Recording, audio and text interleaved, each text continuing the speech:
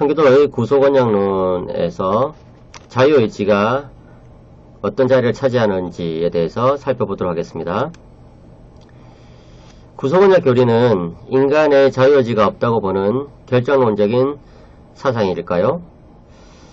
클라스킬더나 포프마, 슈네켄버그, 토렌스 등은 구속원칙 교리가 인간의 자유의지에 대한 왜곡된 생각을 담고 있을 수 있다라고 주장했습니다. 왜냐하면 인간의 구원에 대해서 삼위 하나님이 이미 영원전에 모든 결정을 다 내려놓았기 때문에 인간의 자유의지가 전혀 개입할 그런 여지가 없다 이렇게 보는 것이죠. 사실상 여러분 이 구속원칙 교리가 아니라 할지라도 개혁주의 신학은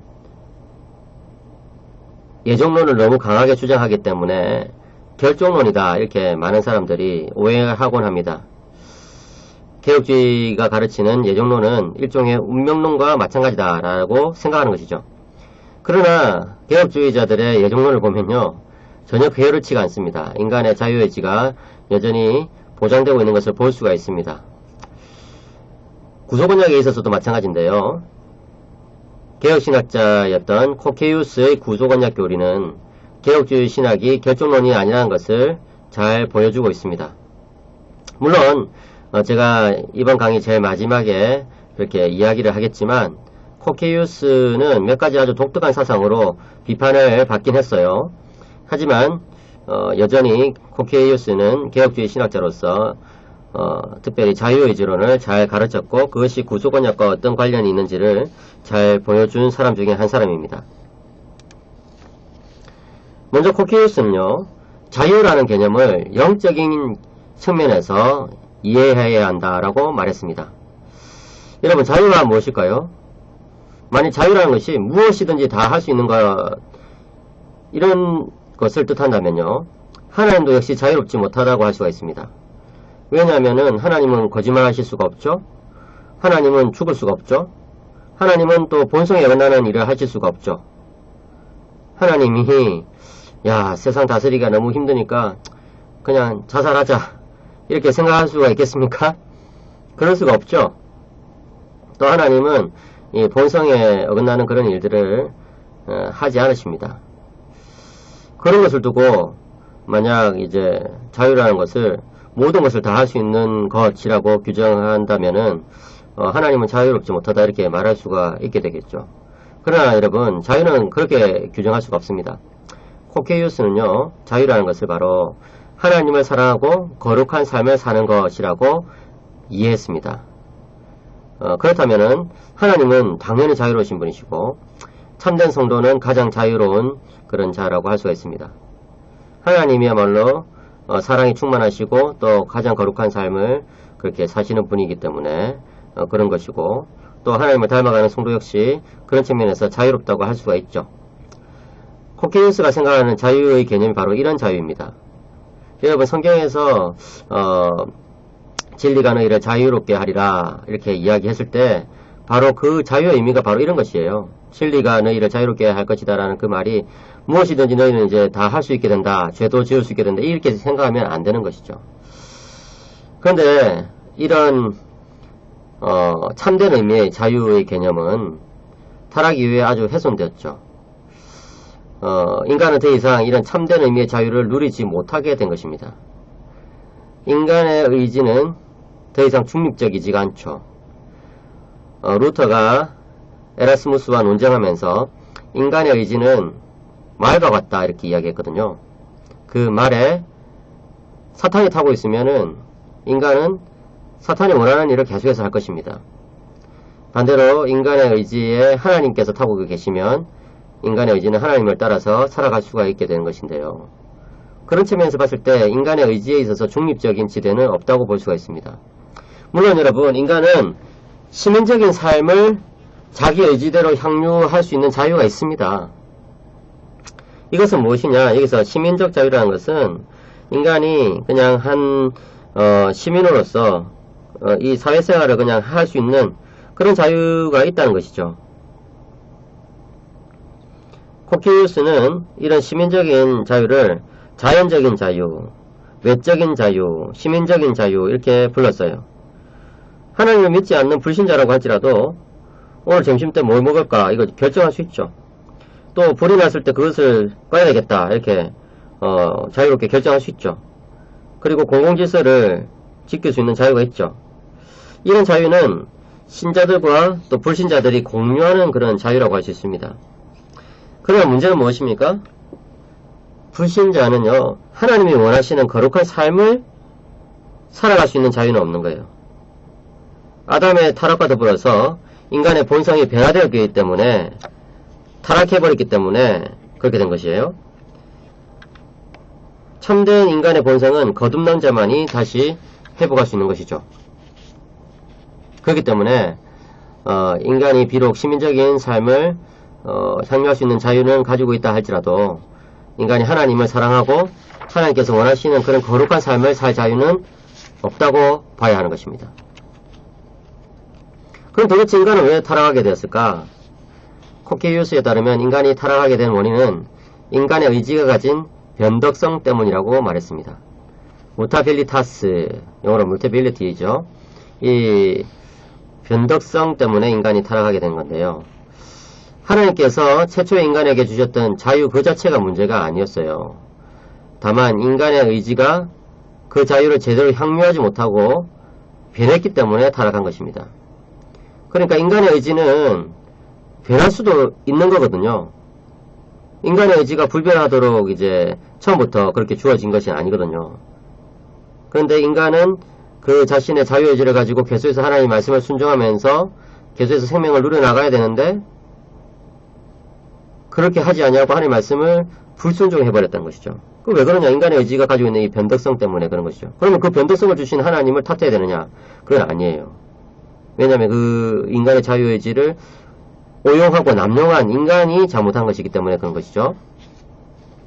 하나님의 의지는요, 세상 모든 것을 주관하십니다. 그러나 그렇다고 해서 인간의 자유가 파괴되지는 않습니다. 여기에 또 우리는 동주론을 적용할 수가 있는데요. 하나님의 의지는 인간의 의지와 동주적으로 활동하고 있습니다. 콘쿠르수스, 제가 말씀드렸던 콘은 함께, 쿠르수스는 달린다. 함께 이제 달려간다 이런 뜻이거든요. 그래서 하나님의 의지와 인간의 의지가 같이 가는 거예요. 그렇다면은 죄를 지을 때도 역시 그렇게 될까요? 그렇지 않죠. 하나님은 죄의 원인자나 조성자가 되시지는 않아요. 이 코케이우스에 따르면은 하나님은 아담이 타락할 때 다만 허용했을 뿐이다 이렇게 이야기하는 것이죠. 페르미시오라고 하는데요. 퍼미션을 뜻하는 것이죠.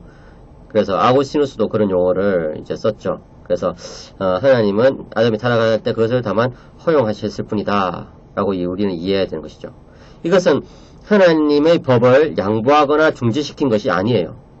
다만 하나님의 의지가 동주적으로 발휘되면서도 인간의 자유의지를 보존하기 위해서 다만 죄를 이렇게 윤화하신 것이라고 볼 수 있는 것입니다. 윤화하는 것은 윗사람이 아랫사람에게 뭔가를 허용하는 것을 윤화라고 하잖아요. 그래서 하나님께서는 하나님의 법을 바꾼 것도 아니고 하나님의 선한 의지가 바뀌신 것도 아니고 다만 인간의 자유의지를 보존하기 위해서 그냥 죄를 윤화하신 것이다. 만약에 그렇지 않고서는 인간의 자유의지가 완전히 이제 그야말로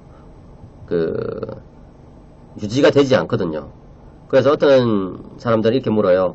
하나님께서 아예 처음부터 죄를 안 짓도록 인간이 죄를 지을 수 없도록 그렇게 만들어 버리시지 왜 죄를 지을 수 있는 그런 가능성도 허락하셔가지고 죄를 짓게 되었느냐.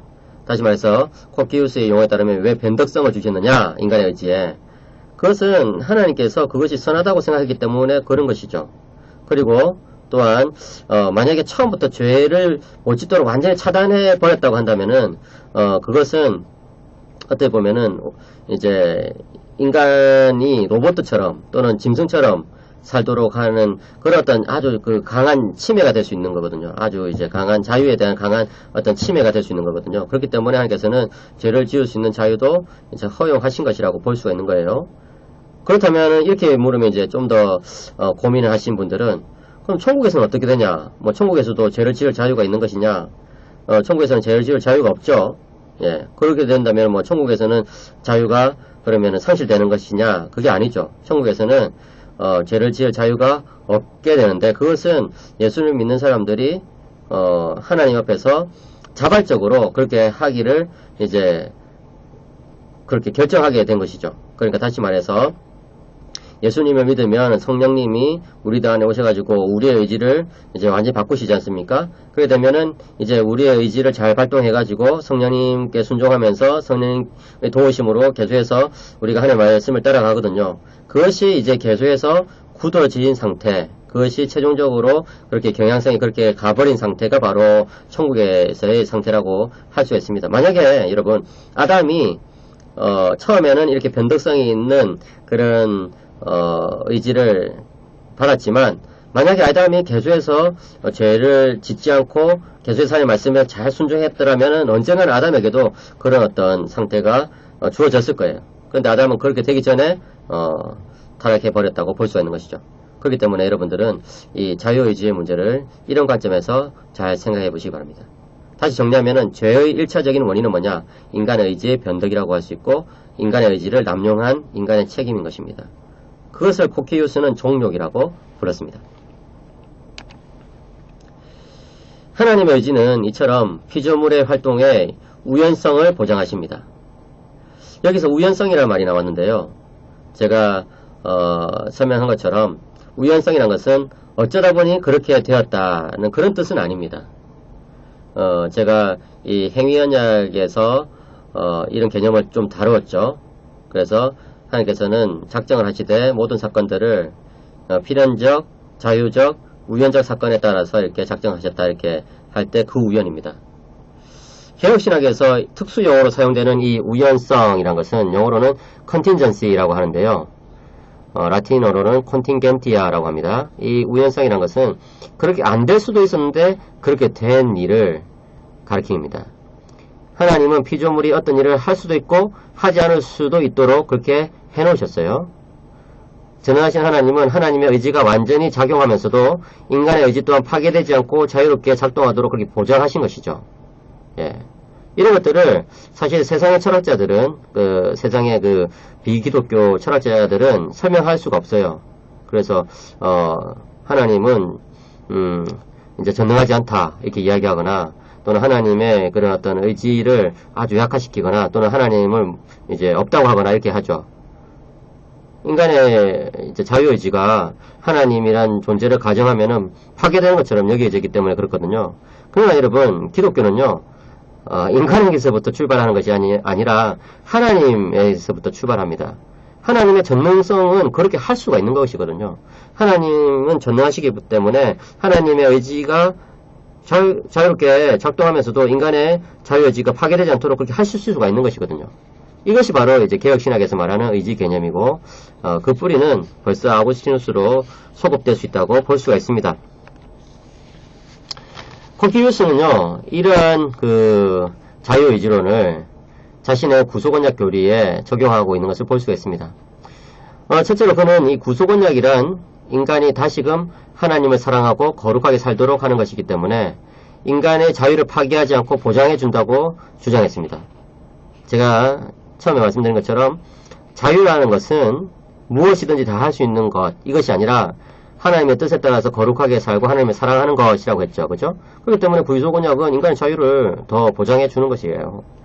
둘째로 코키우스는 그리스도를 구속언약의 실행 속에서 참된 자유를 가져다 주시는 분으로 그렇게 묘사하고 있습니다. 특별히 이사야서 58장 6절이나 갈라디아서 5장 1절을 주석하면서 그런 내용들을 이야기한 것을 볼 수 있습니다. 셋째로 구속언약 안에서 하나님의 의지와 인간의 의지가 동주적으로 일어난다고 코키우스는 보고 있고, 바로 그 안에서 인간의 자유의지의 우연성이 보장된다고 보았던 것입니다. 그래서 인간의 자유의지를 말살하지 않고서도 구속언약 교리를 충분히 이야기할 수 있다는 것입니다. 넷째로 코키우스의 구속언약 교리의 독특한 점은 그의 행위언약 점진적 폐기론에 있다고 할 수 있습니다. 이 코키우스의 사상 가운데 이 어브로게이션 티어리라고 하는 이 행위언약 점진적 폐기론, 이게 참 문제가 돼요. 아무튼 간단하게 설명하면은 행위언약 점진적 폐기론이라는 것은 성경에 나오는 언약들은 그 시간적 순서에 따라서 행위언약적 요소가 점점 없어지고 은혜언약적 요소가 점점 더 늘어난다는 그런 주장이에요. 그래서 이제 아담과 맺으신 언약부터 시작해가지고 새 언약에 이르기까지 성경에 나오는 언약들이 행위언약이 점점 더 폐기되고 은혜언약이 점점 더 늘어나는 방향으로 그렇게 발전했다 이렇게 주장하는 것이거든요. 얼핏 들었을 때는 맞는 것 같기도 한데 안 맞는 것 같기도 하죠. 아무튼 구속언약의 실행에 의해서 행위언약이 점점 더 폐기된다면은 그것은 하나님의 백성들에게 더 많은 자유를 점점 더 가져다 줄 것이 분명하죠. 그렇기 때문에 코키우스는 이 구속언약이 인간이 가진 자유를 더욱더 보장해 준다고 그렇게 역설했던 것입니다. 여러분들이 그런 측면들을 잘 이해하시기 바랍니다. 아무튼 코키우스는 그리스도께서 우리들에게 자유를 주시게 된 것은 행위언약 때문에 구속언약 때문에 그렇게 된 것이기 때문에 구속언약 교리는 역시 자유를 침해한 것은 아니다 이렇게 잘 가르쳤어요. 코키우스를 비판하는 내용은 주로 푸치우스와 대립되는 것 때문에 그런 것인데요. 바로 이 부분을 마지막으로 한번 살펴보고 마치겠습니다. 코키우스가 개혁신학자가 맞긴 맞는데요. 이 코키우스를 비판하는 그런 현대신학자들도 여러 명 있어요. 왜냐면은 코키우스는 아주 독특한 그런 주장들을 몇 가지 했거든요.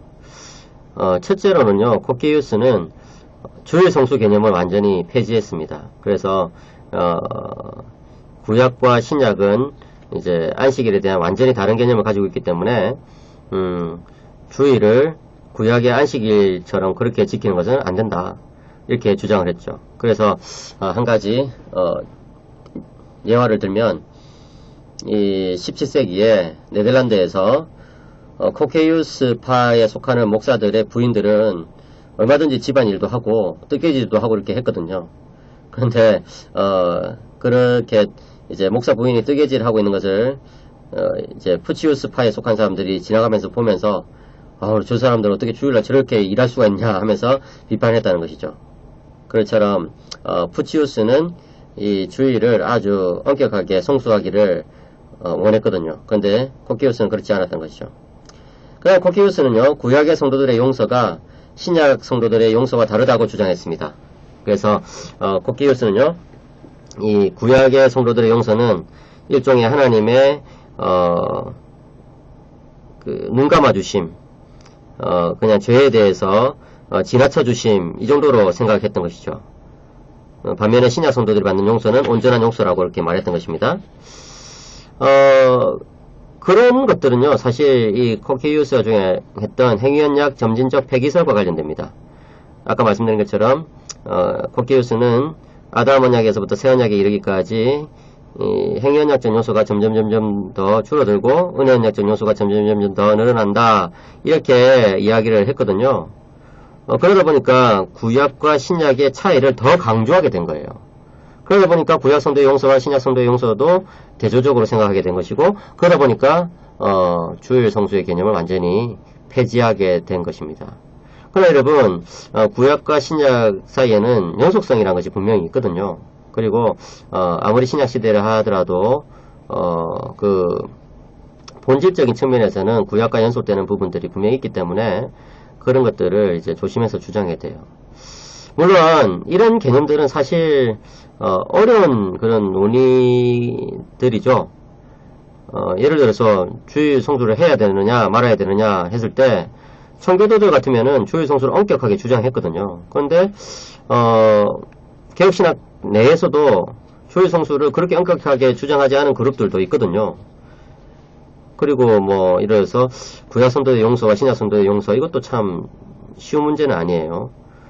저는 어떻게 정리하냐면은 구약 성도들의 용서와 신약 성도들의 용서가 본질적 측면에서는 같았다는 것을 저는 주장합니다. 왜냐하면 그들의 용서는 결국 그리스도의 십자가 사역에 근거하기 때문에 그런 것이죠. 구약은 오실 그리스도를 바라보았고 신약은 오신 그리스도를 생각하기 때문에 그런 측면에서 이제 본질적인 측면에서는 제 용서 같죠. 그런데 그 양태에 있어서는 그 실행 방식에 있어서는 달랐죠, 분명히. 그래서 구약 성도들의 용서는 짐승을 이제 제사 드림으로써 용서받는 그런 방식이었다면 신약의 용서는 그리스도께 죄를 고하고 회개함으로써 용서를 받는 그런 식인데 그런 측면에서 분명히 이제 차이는 있죠. 그러나 본질적인 측면에 있어서 그리스도의 근거에서 용서를 받는다는 것을 무시하게 되면은 좀 위험해지죠. 예, 구약 성도들의 어떤 삶을 그리스도와 떼어놓는 그런 결과가 되어버리거든요.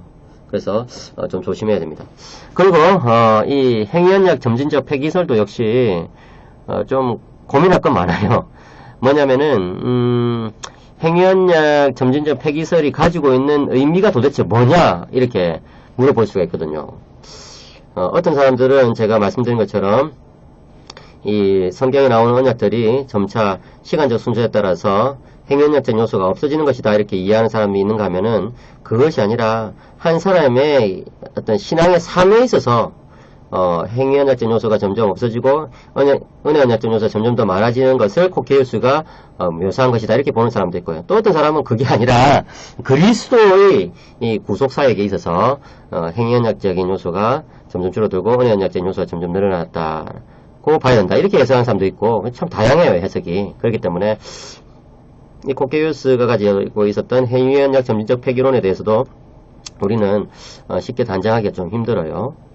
아무튼 이런 차이가 있다고 할지라도 코케이우스 신학의 뭐 거의 대부분은 다른 개혁주의 신학자들의 신학과 일치하는 것을 볼 수가 있고 그렇기 때문에 코케이우스 역시 개혁신학의 그 범위 내에 포함시켜야 된다고 저는 생각합니다. 물론 그렇다고 해서 그의 신학이 가지고 있는 그런 문제점을 수용해서는 안 되겠죠. 자 이렇게 해가지고 우리는 이제 마지막 시간 청교도의 구속언약론이 과연 은혜 언약론과는 어떻게 관련이 되느냐 이것을 다음 시간에 살펴보도록 하겠습니다.